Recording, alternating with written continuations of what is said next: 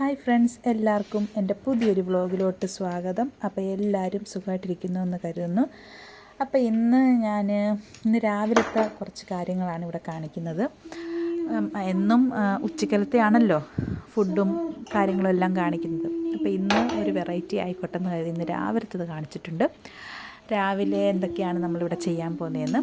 അപ്പം ഞാനിപ്പോൾ ഫസ്റ്റ് തുടങ്ങുന്നത് തന്നെ ഒരു ഓംലെറ്റിനകത്താണ്.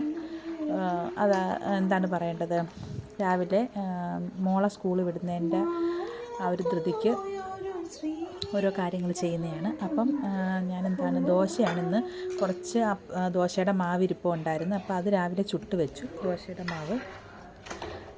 പിന്നെ അതിന് കറി സാമ്പാർ ഇരിപ്പുണ്ടായിരുന്നു, അതും ചൂടാക്കി എല്ലാം വെച്ചിട്ടുണ്ട്. പിന്നെന്താണ്, പിന്നെ ചോറിൻ്റെ കൂടെ സാമ്പാറാണ്. അപ്പോൾ പിന്നെ ഒരു മുട്ട പൊരിച്ചും കൂടെ ചേർത്തിട്ടുണ്ട്. പിന്നെ കൂടുതൽ വേറെ ഒരുപാട് ഈ മെഴുക്ക് വരട്ടി തോരന ഒന്നും മോൾക്ക് ഇഷ്ടമല്ല, അതൊന്നും കഴിക്കത്തില്ല. അപ്പോൾ ഇതൊക്കെ അവൾ പറഞ്ഞിട്ടാണ് ഞാൻ ഇതൊക്കെ ചെയ്ത് കൊടുക്കുന്നത്, ഇന്നതൊക്കെ മതിയെന്ന്. അപ്പം നമ്മൾ കൊടുത്തു വിട്ടാലും പിള്ളേർ ഫുഡ് കഴിക്കണമല്ലോ. നമുക്ക് ഇഷ്ടമുള്ളതൊക്കെ ഉണ്ടാക്കി കൊടുത്തു വിട്ടാൽ ചിലപ്പം അവർക്ക് ഇഷ്ടമല്ലെങ്കിൽ അവരതെടുത്തങ്ങ് മാറ്റും, കഴിക്കത്തില്ല. അപ്പോൾ അവർക്ക് എന്താണ് ഇഷ്ടമെന്ന് ഇത് മതിയോ എന്ന് ചോദിച്ചിട്ട് അവർക്ക് ഇഷ്ടമുള്ള അമ്മച്ചി ഇന്നത് മതി എന്ന് പറയുമ്പം നമ്മളതാണ് വെച്ച് കൊടുക്കുന്നത്. അപ്പം എന്താണ് രാവിലത്തെ പിള്ളേർക്കുള്ള ടിഫിൻ റെഡി ആയിട്ടുണ്ട്. അപ്പം മോൻ ഇന്ന് സ്കൂളിൽ പോകുന്നില്ല, മോൻ ഇന്ന് പനി ആയതുകൊണ്ട് മോൻ ഇന്ന് പോകുന്നില്ല. മോൻ 10ലാണ്, മോള് 7. അപ്പം മോൻ ഇന്ന് സ്കൂളിൽ പോകുന്നില്ല. അങ്ങനെ ലഞ്ചെല്ലാം ടിഫിനെല്ലാം റെഡിയാക്കി. പിന്നെ ഞാൻ പറഞ്ഞ ദോശ ചുട്ട് വെച്ചെന്ന്, സാമ്പാറും ചൂടാക്കി വെച്ചു. അതിന് ശേഷം പിന്നെ രാവിലത്തെ പലഹാരത്തിൻ്റെ ബാക്കിയുള്ളവർക്കുള്ളതെല്ലാം കൂടെ ആക്കാമെന്ന് കരുതി. അപ്പോൾ അതിന് മാവ് അയച്ചെല്ലാം വെച്ചിട്ടുണ്ട്, പൊറോട്ടിക്കുള്ള മാവ് അയച്ച് വെച്ചിട്ടുണ്ട്. പിന്നെ ക്യാരറ്റും കിഴങ്ങും പയറും കൂടെ ഇട്ട് ഒരു കറി ഉണ്ടാക്കാമെന്ന് കരുതി. അപ്പോൾ അതെല്ലാം കൂടെ അരിഞ്ഞെല്ലാം എടുത്ത് വലിയമ്മ അരിഞ്ഞ് വെച്ചിരുന്നു. അപ്പോൾ അത് പച്ചമുളകൊക്കെ അരിഞ്ഞ് വെച്ചിരുന്നു. അപ്പോൾ അതിനകത്തോട്ട് ആഡ് ചെയ്ത് കൊടുക്കുകയാണ്, കുക്കറിലോട്ട് ഇട്ട് കൊടുക്കുകയാണ്.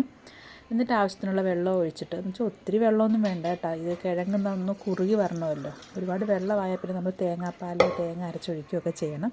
അപ്പോൾ ഇത് തേങ്ങാപ്പാലൊന്നും ചേർക്കാതെ അല്ലെങ്കിൽ തേങ്ങ അരച്ചൊഴിക്കാതെ വളരെ ഫാസ്റ്റായിട്ട് പെട്ടെന്ന് ഉണ്ടാക്കാവുന്ന ഒരു കറിയാണ്.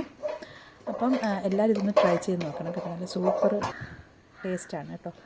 അപ്പം പാകത്തിനുള്ള വെള്ളം ഒഴിച്ചു കൊടുത്തു, ഉപ്പിട്ട് കൊടുത്തു, ഒരു 1/4 ടീസ്പൂണോ അല്ല 1/2 ടീസ്പൂണോ മഞ്ഞൾപ്പൊടി ഇട്ട് കൊടുത്തു, ഒരു 1/4 ടീസ്പൂൺ കുരുമുളക് പൊടി ഇട്ട് കൊടുത്തു. പിന്നെ കുറച്ച് ഗരം മസാല, ഇച്ചിരി പൊടിത്തരങ്ങൾ ഇട്ടില്ലെങ്കിലും കുഴപ്പമൊന്നുമില്ല, ഇച്ചിരി ഗ്രാമ്പൂ, ഇച്ചിരി കറുവപ്പട്ട, അങ്ങനെ ഇച്ചിരിയൊക്കെ എന്തെങ്കിലുമൊക്കെ ഇട്ട് കൊടുത്താൽ ആ ഒരു സ്മെല്ലിന് വേണ്ടി. മസാല പൊടി ഇടണമെന്നൊന്നുമില്ല. അപ്പോൾ അതെല്ലാം ഞാൻ ഇട്ട് കൊടുത്തിട്ട് പിന്നെ ഇച്ചിരി പെരുംജീരപ്പൊടിയും ഇട്ട് കൊടുത്തിട്ടുണ്ട് കേട്ടോ. എന്നിട്ടത് 2 വിസിൽ മതി. അപ്പോൾ അത് അങ്ങോട്ട് വെച്ച് കൊടുത്തിട്ടുണ്ട്. പിന്നെ അതിനെന്താ പറയുക, മാവ് അയച്ച് വെച്ചിട്ടുണ്ടായിരുന്നല്ലോ, അതൊന്ന് ഉണ്ട കുത്തിയെല്ലാം മാറ്റി വെച്ചിട്ട് എല്ലാം പൊറോട്ടി ആക്കാം, പ്രസ്സിൽ വെക്കാൻ പറ്റും. പ്രസ്സിൽ വെക്കുമ്പോൾ മൊത്തമൊന്നും ഞാൻ കാണിച്ചിട്ടില്ല കേട്ടോ, കാരണം രാവിലത്തെ ധൃതിക്കൊന്നും നടക്കത്തില്ല. പിന്നെ അവിടെ ഇവിടെയൊക്കെ ഇച്ചിരി മുന്നെയൊക്കെ കാണിക്കാനേ പറ്റൂ, ഒത്തിരി ജോലിയുണ്ട്. അപ്പോൾ അതെല്ലാം ചെയ്ത് വരുമ്പോഴത്തേക്കിനെ ഇതിൻ്റെ ഇടയ്ക്ക് ഇതും കൂടെ നടക്കുന്ന വലിയ പ്രയാസമായിരിക്കും. പിന്നെ ഞാൻ കുറേശ്ശെയൊക്കെ കാണിച്ച് എല്ലാം തരുന്നുണ്ട്. ഒറോട്ടി എല്ലാം നെക്കി വെച്ച്, പിന്നെ അതിൻ്റെ കൂട്ടത്തിൽ തന്നെ ഒറോട്ടി നെക്കുന്നതിൻ്റെയും പൊടി തട്ടുന്നതിൻ്റെയും കൂട്ടത്തിൽ തന്നെ നമ്മൾ ചുട്ടും കൂടെ എടുക്കുന്നുണ്ട്. അപ്പം ആ സമയം നമുക്ക് വേസ്റ്റ് ആകത്തില്ല. അപ്പം നമുക്ക് പെട്ടെന്ന് ചെയ്തെടുക്കാം. അപ്പോൾ അങ്ങനെ അപ്പോഴേക്ക് നമ്മുടെ കുക്കറിലെ വിസിലൊക്കെ വന്ന് അതൊക്കെ ഓഫ് ചെയ്തൊക്കെ വെച്ചിട്ടുണ്ട്. ഇനി കുക്കറിൽ നിന്ന് ഇത് പിന്നെ ആവി പോയതിന് മൊത്തം ആവിയും കളഞ്ഞിട്ട് വേണം നമ്മൾ എടുക്കാൻ. ഞാനതിപ്പം സ്റ്റവിൽ തന്നെ ഇരിക്കുവാണെങ്കിൽ ആവി പെട്ടെന്ന് പോവില്ല. ഞാൻ പിന്നെ അത് താത്ത് വെച്ച് പെട്ടെന്ന് ആവി പോകാൻ വേണ്ടി. സ്റ്റവിൻ്റെയും കൂടെ ചൂടുള്ളപ്പോഴത്തേക്കിനെ ആവി പെട്ടെന്ന് പോവില്ല. അപ്പോൾ അതങ്ങനെ മാറ്റി വെച്ച് ആവിയെല്ലാം പോയതിന് ശേഷം നമ്മൾ തുറന്നപ്പം ഏകദേശമൊക്കെ റെഡി ആയിട്ടുണ്ട്. ഇനി നമ്മളതൊന്ന് ഇങ്ങനെ കഷ്ണം പോലെ കിടക്കത്തേ ഉള്ളൂ, അതിന് ഉടച്ചെടുക്കണം.